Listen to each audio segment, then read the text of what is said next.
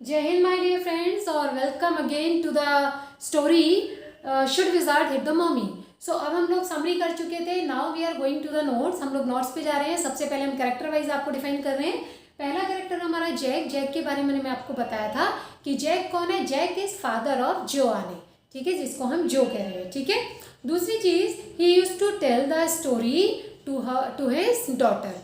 Jack क्या है? Jack father है जो का, और वो क्या करता है, वो स्टोरी सुनाता है अपनी बेटी को।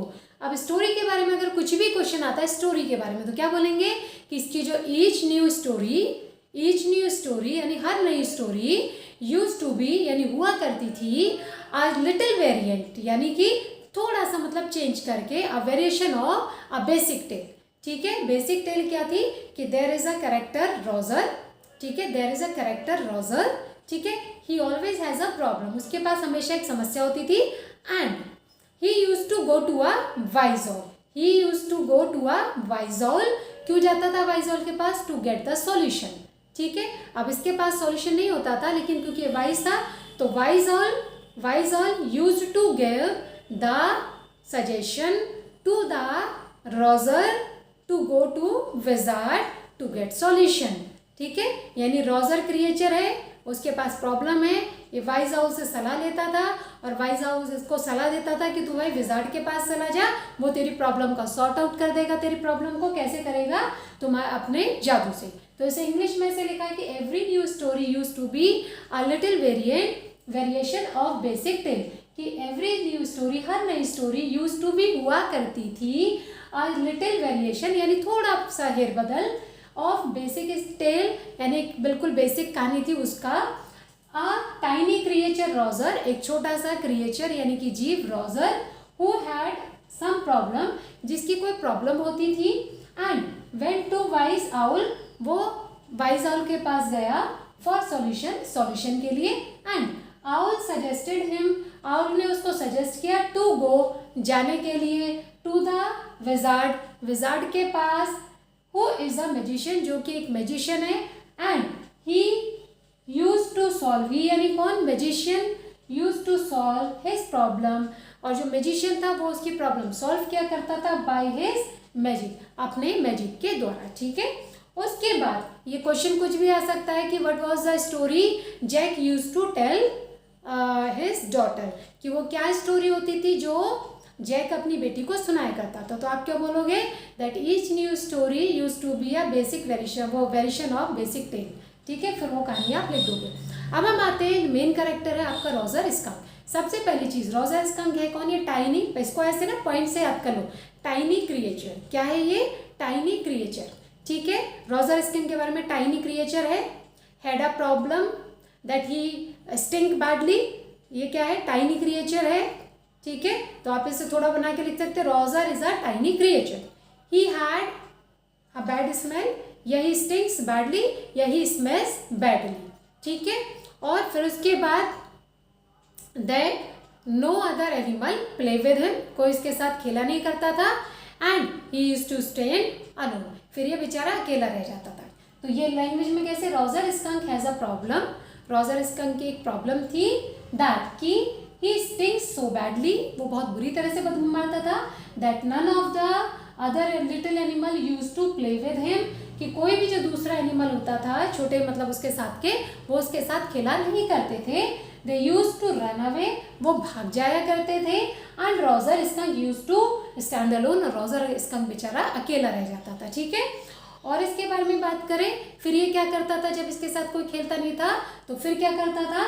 फॉर द सॉल्यूशन यानी सॉल्यूशन के लिए ऑफ हिज प्रॉब्लम, अपनी प्रॉब्लम के, he used to go to a wise owl, वो एक वाइजॉल के पास आता था। क्वेश्चन कैसे आ सकता है? ये छोटे क्वेश्चन मतलब वेरी शॉर्ट में भी आ सकता है, वन लाइन में भी आ सकता है, फिलअप्स में भी, फिलअप्स तो नहीं आते जनरली, बट आपके क्वेश्चन में आ सकता है। जैसे to whom the Roger use to go to solve his problem, कि वो अपनी प्रॉब्लम का सॉल्यूशन लेने के लिए किसके पास जाता था? वो जाता था वाइज आउल के पास, ठीक है। और वाइज आउल सजेस्ट करता था उसको, ठीक है। तो क्या हो जाएगा? वो अपने सॉल्यूशन के लिए, अपनी प्रॉब्लम के सॉल्यूशन के लिए वो वाइज आउल के पास जाया करता था। आप देख रहे होंगे used to go, used to stay, मतलब यूज्ड टू का मतलब किया करता था, गो है तो जाया करता था, ठीक है। उसके बाद he wanted to smell like roses, और वो किसकी तरह स्मेल चाहता था, वो रोजेस की तरह स्मेल चाहता था। शॉर्ट क्वेश्चन में आ सकता है कि what type of the smell he wanted, what type of the smell Roger wanted. ठीक है, ये लैंग्वेज अलग हो सकती है लेकिन सेंस आप समझना। ठीक है, तो हम क्या बोलेंगे, he wanted to smell like roses. और after the magic by wizard, ठीक है, ये रोजर के बारे में बता रहे कि रोजर एक टाइनी क्रिएचर है, स्मेल बैडली।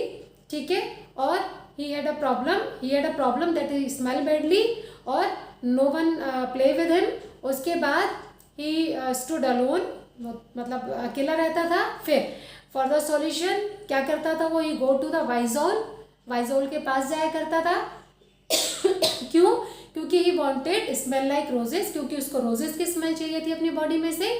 ठीक है, फिर क्या होता था, फिर उस पर जादू होता था और वो अपनी जो वो थी मतलब स्मेल उसकी गायब हो जाती। ठीक है, तो after the magic by wizard, यानी विजार्ड के मैजिक के बाद Roger was smelling like roses, Roger कैसे स्मेल करने लगा, रोजेस की तरह। क्वेश्चन आ सकता है that what happened when wizard spelled his magic, what happened क्या हुआ व्हेन विजार्ड, जब विजार्ड ने स्पेल्ड मतलब अपना जादू चलाया। ठीक है, उसने अपना जादू दिखाया, तो क्या हुआ, तो हम क्या बोलेंगे, after the magic by wizard Roger was smelling like roses. ठीक है, वो रोजेस की तरह महकना शुरू हो गया। उसके बाद फिर उसने क्या किया, ही वॉज आस्क्ड फॉर 7 pennies। अब क्या हुआ, उसको 7 penny के लिए बोला गया कि भाई उसने 7 penny मांगी, उसने विजार्ड ने उससे। ठीक है, बाय विजार्ड यानी विजार्ड के द्वारा उसको 7 pennies यानी 7 पैसे मांगे गए। फिर क्या हुआ, but he had only 4 pennies। कितनी पैसे, क्वेश्चन आ सकता है, how many pennies Roger had, how many pennies Roger had, कि रोजर के पास कितनी पेनी थी, तो हम क्या बोलेंगे कि ही वॉज हैविंग 4 pennies। अब मान लो क्वेश्चन इस तरह से आ गया कि how many pennies Roger had and why did he cry, उन्हें रोना क्यों शुरू कर दिया। या क्वेश्चन आ सकता है व्हाई ही क्राइड या why he started crying when wizard asked for pennies, कि जब विजार्ड ने उससे पैसे मांगे तो उसने क्यों रोना शुरू कर दिया। तो आप क्या बोलोगे, आप पूरी ये लाइन लिख सकते हो कि he was asked for 7 pennies by wizard, या wizard asked him to pay 7 pennies, wizard ने उसको 7 penny देने के लिए बोला, बट ही हैड ओनली 4, उसके पास केवल 4 थी। सो ही स्टार्ट क्राइंग, तो इसलिए उसने ही बिगेन टू क्राई, फिर उसने रोना शुरू कर दिया। समझ में आ गया, क्वेश्चन किसी भी तरीके से आएगा, आपको सिर्फ आंसर समझना है। ठीक है, उसके बाद then wizard said to him, फिर विजार्ड ने उससे क्या बोला, रोजर की बात चल रही है, फिर विजार्ड ने रोजर से क्या बोला, to go to the end of the lane, किस लेन के बिल्कुल सीधे सीधे जाओ, गो टू एंड। ठीक है, go to end of the lane. ठीक है, फिर क्या करना था, विजार्ड ने क्या बोला, go to end of the lane, पहली चीज go to end of the lane, 3 rounds, take 3 rounds and see down यानी नीचे देखो, and magic well will give you 3 pennies। Clear हो गया। तो वो जो कहानी थी कि हाउ, अब क्वेश्चन आ सकता है, how did Roger arrange rest of the money, how did Roger arrange 3 pennies।